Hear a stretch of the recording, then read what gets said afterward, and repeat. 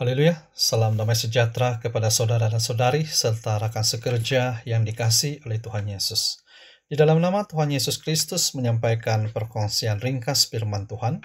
Pagi ini menggunakan nas dalam Injil Yohanes pasal 6 ayat 68 hingga ayat 69 untuk saling mendorong. Ayat 68, jawab Simon Petrus kepadanya, Tuhan, kepada siapakah kami akan pergi?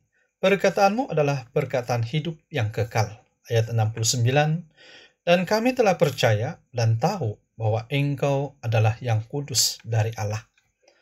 Nas ini merupakan jawaban Simon Petrus kepada pertanyaan yang diajukan oleh Tuhan Yesus kepada 12 muridnya. Ini karena Tuhan Yesus bertanya kepada mereka, apakah kamu tidak mau pergi juga?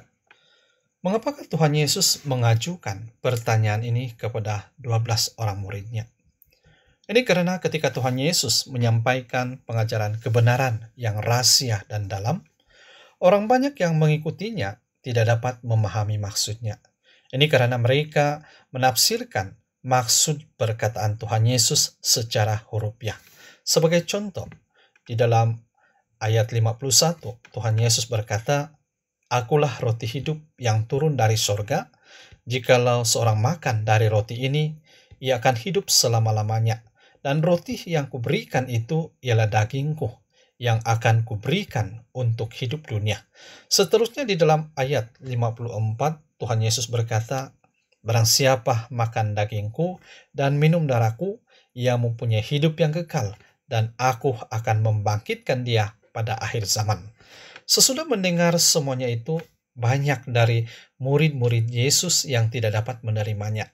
Kata mereka di dalam ayat 61, perkataan ini keras, siapakah yang sanggup mendengarkannya? Seterusnya di dalam ayat 66 mencatatkan, mulai dari waktu itu, banyak murid-muridnya mengundurkan diri dan tidak lagi mengikuti dia.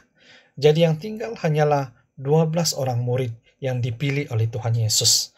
Mengapa mereka tidak meninggalkan Tuhan Yesus?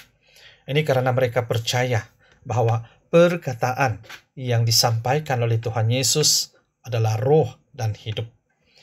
Melalui peristiwa ini mengingatkan kepada kita hari ini, supaya sentiasa mengusahakan kemajuan di dalam pengajaran firman kebenaran yang murni, agar kita dapat berjalan mengikuti Tuhan sesuai dengan pengajaran kebenaran firman Tuhan dan tidak berjalan menurut maksud sendiri, agar kita tidak tersandung oleh pengertian sendiri, sebaliknya dapat mengikuti Yesus dengan penuh ketaatan terhadap pengajarannya.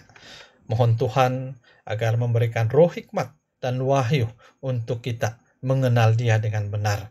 Semoga Tuhan membantu kita semua. Haleluya. Amin.